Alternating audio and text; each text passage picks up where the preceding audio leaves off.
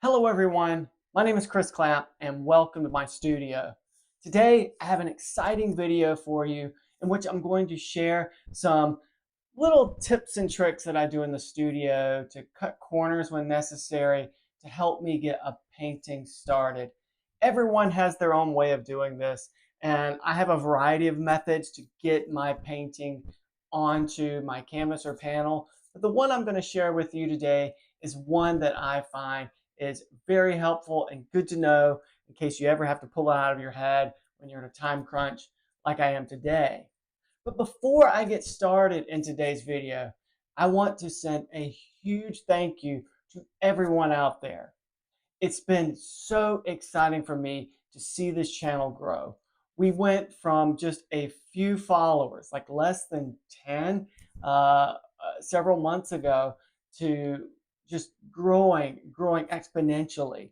I've had numerous comments of people that are really enjoying the information that I'm providing, and also are asking questions and contributing to the conversation. And this just warms my heart. So anyway, I thank you all, and I hope that you all stay tuned for what's next. I have some big plans for next year. Anyway, let's get into today's video. Grab a pen and pad. You'll probably want to take notes to this one. Let's dive in.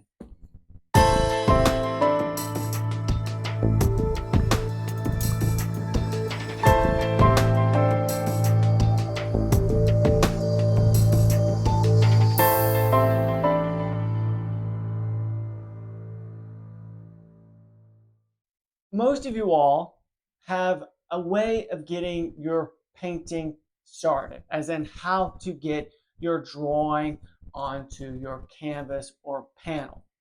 Everyone has a different method of doing it, and there is no wrong way of doing it. But the one I'm going to show you today is something I do when I'm in a bit of a time crunch. Some people will transfer their image to their canvas or panel using a projector.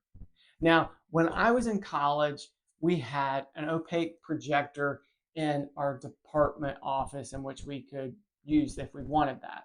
However, it was often looked down upon by teachers. They wanted you to work directly onto the canvas or panel.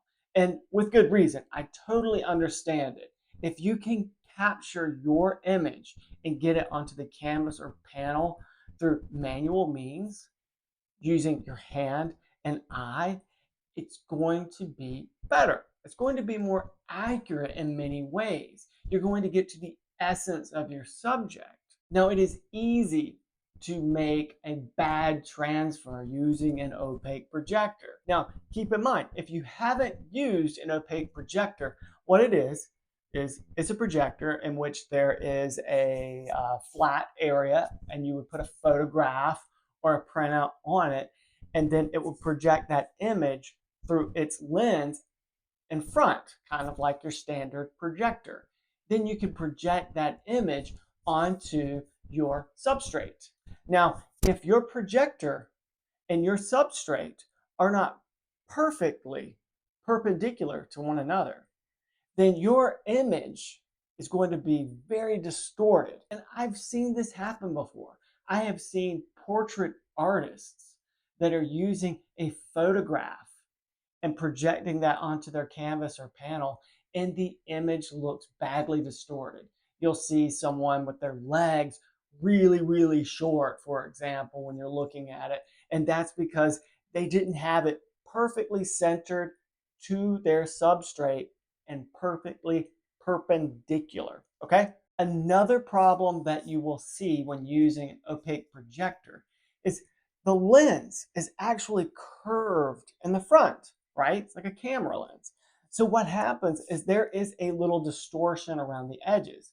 So like I used an example earlier with a portrait painting, and someone using a photograph to transfer onto their substrate to begin their painting, you might have a very detailed area in the photograph in the middle, but as you're projecting it, that area around the edges might become a little blurred or soft, and that information is lost. And that information may be very important. So you would like to have some sort of crisp information around all times. So all of this is why an opaque projector, in my opinion, is not always the best solution. I like to be in control of my image at all times, from the conception to the realization. I want to know that what I'm seeing and what I'm capturing is what I intend.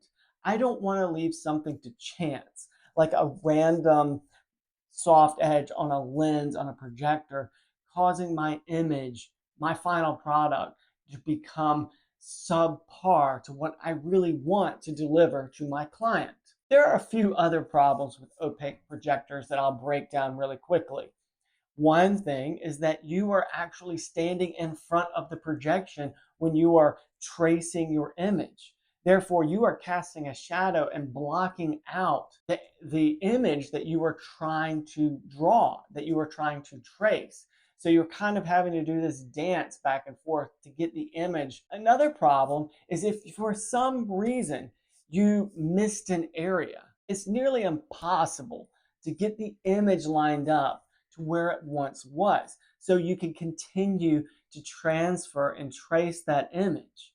So you better get it right the first time when using a projector, otherwise it's going to look gnarly. The method that I've come up with involves photography as well, and it involves using a computer and a printer. Let me describe how that works briefly. For example, I have a photograph that I want to use. Let's say I have photographed a client of mine and I'm going to make a portrait of them.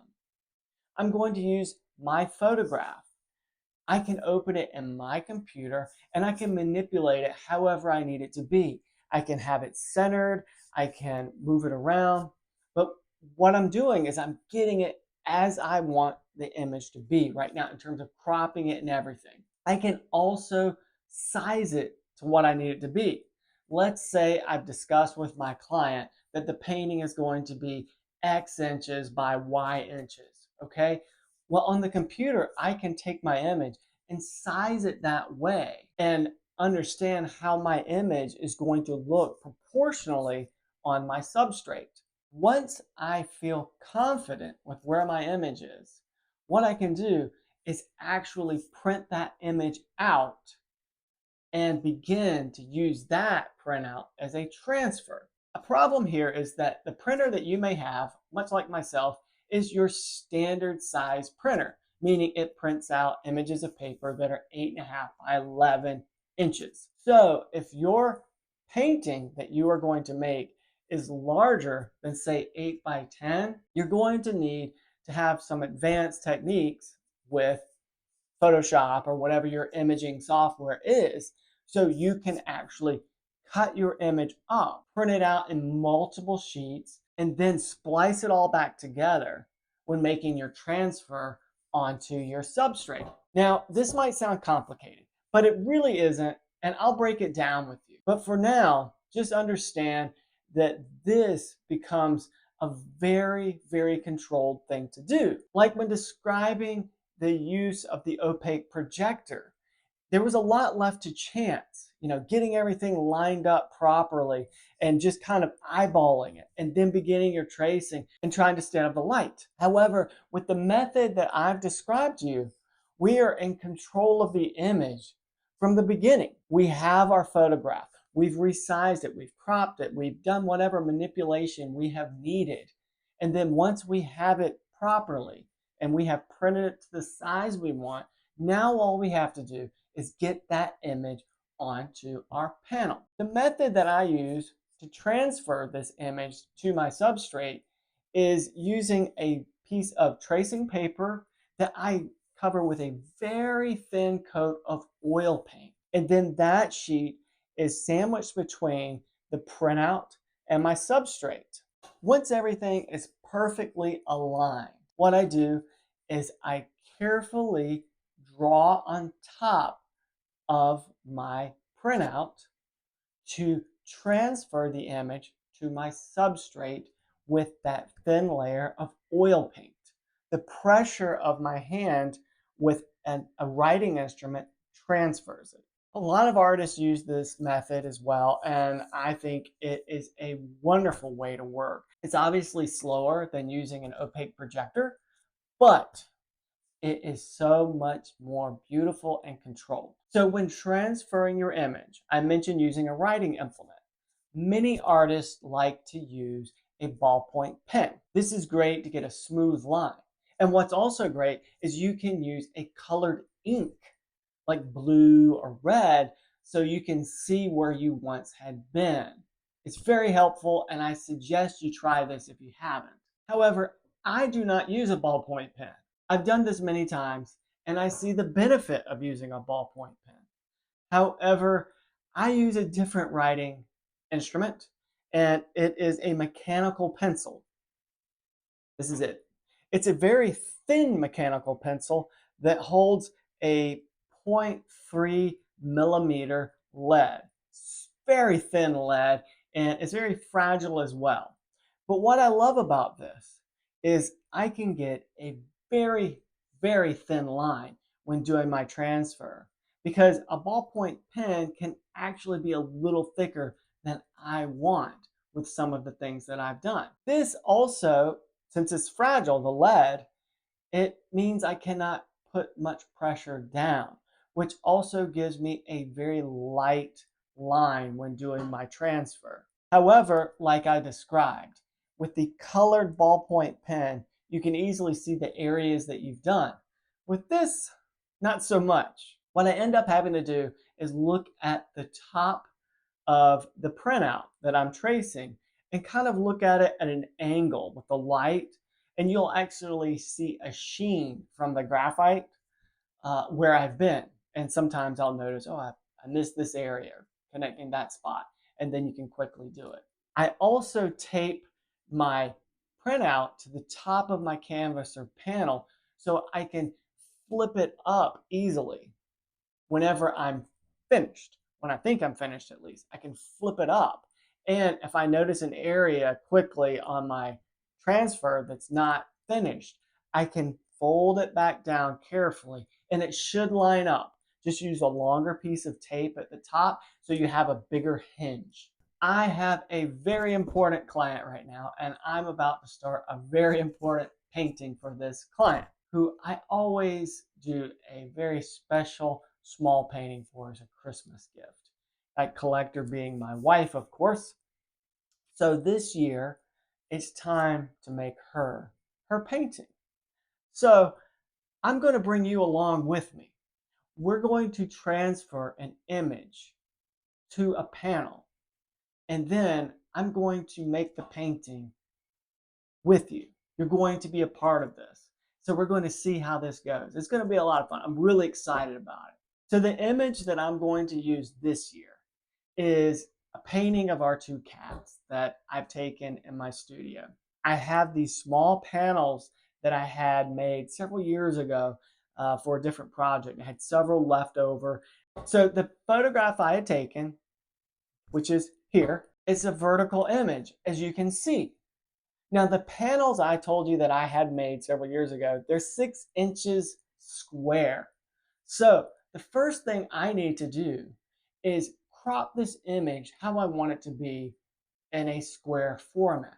So after cropping the image, this is the image now that we have.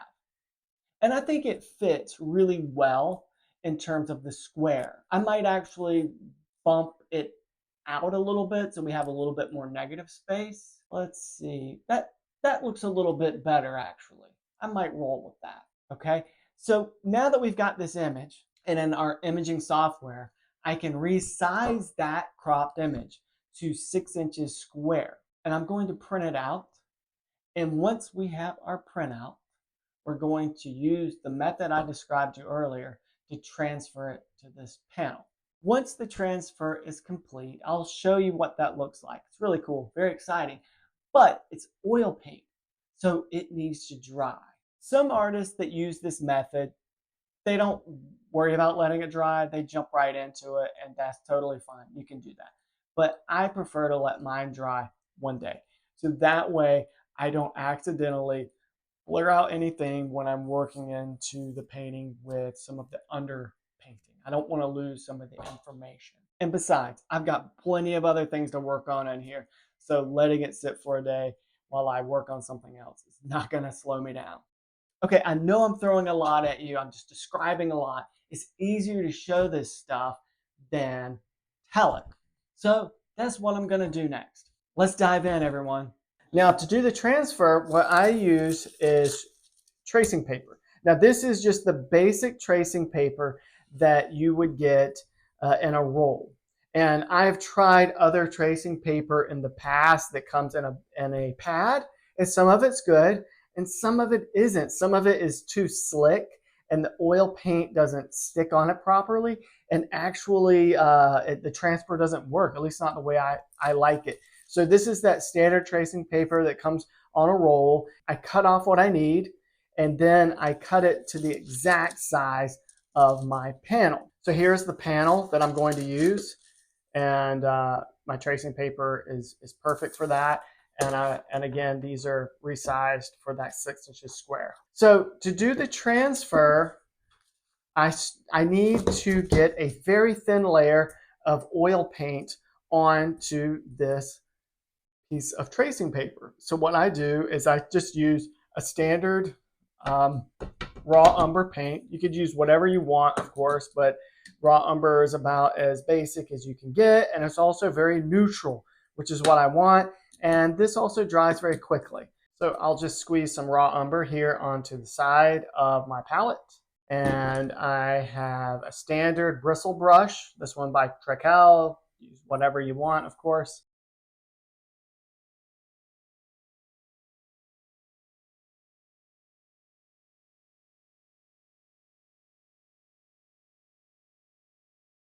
Okay, I've got a good consistent layer of oil paint on this piece of tracing paper now, and I feel really happy with that. However, I don't want to use it that thick. That is too much paint for me for the transfer, even though that really isn't a lot of paint. So what we're going to do is wipe it off. I want a very thin piece of paint, just a residue of oil paint on this surface. So I, again, take a paper towel and just wipe it off. Now that to me feels pretty thin and just what I need. Again, if you ever try this method, you might have to do a little trial and error to see what's going to work best for you. Okay, so now we're going to transfer our image to this panel. And I'm going to get this image ready to transfer. I've forgotten to trim the edges, so let's do that real quick.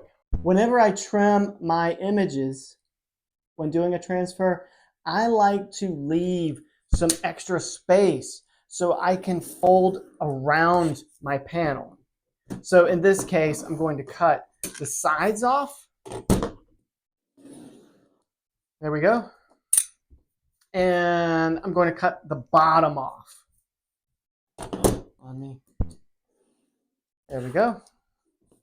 Now, another trick I'll do is I want to score this edge just so I can get a really sharp fold.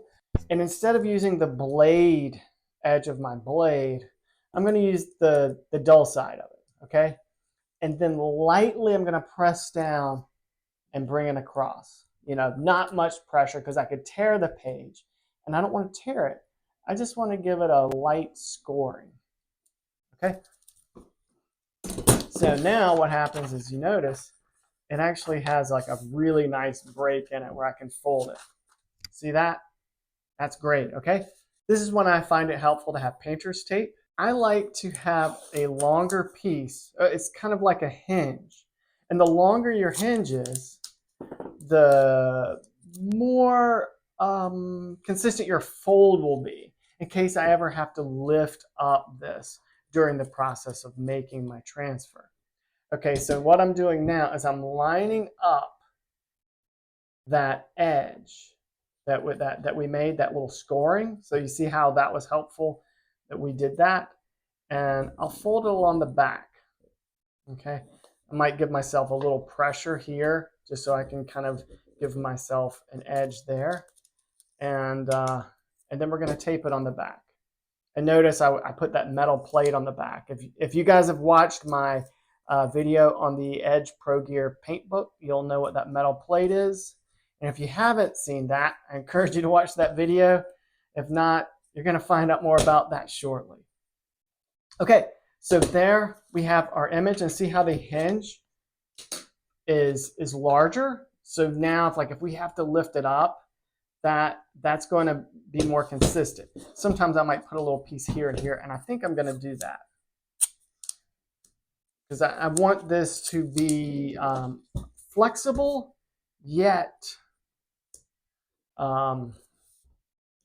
very stable to what I want.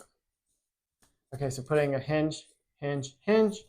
Now when I fold it up, it doesn't swing left and right. All right, now we take this piece of tracing paper with oil paint, and we're going to put it face down on the canvas panel. Not to worry, it's not going to make any marks until we start to put pressure on it. Then it'll make a mark.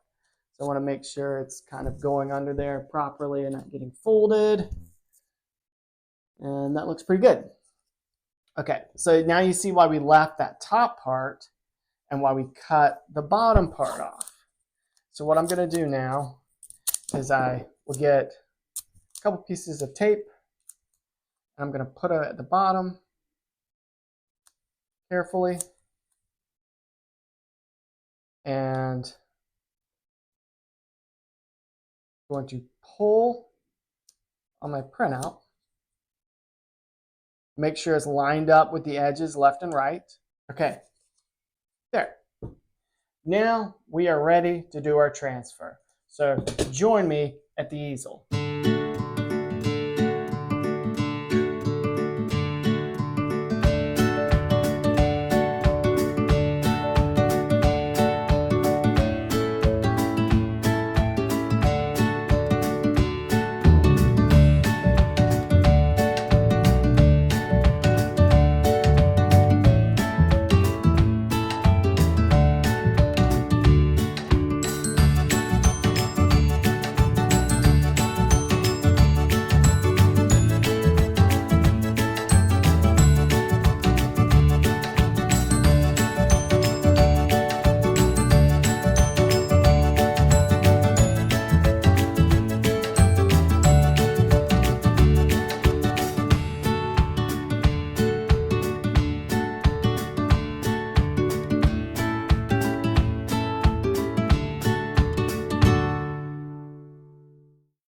All right, well, that was exciting. I love the image that we've made. I can't wait to get started on this painting. It's going to look really cool, and we're going to do it together, which is really fun.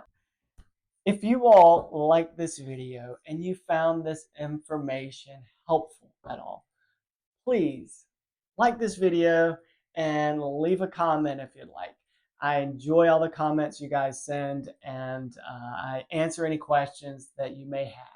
If you have not subscribed to the channel, also please do that as well. I'm very excited about what we have in store for next year, and I think you're going to want to be a part of this. All right, everyone, I'll see you very soon when we get back on this painting. Happy painting, everyone. Thank you very much.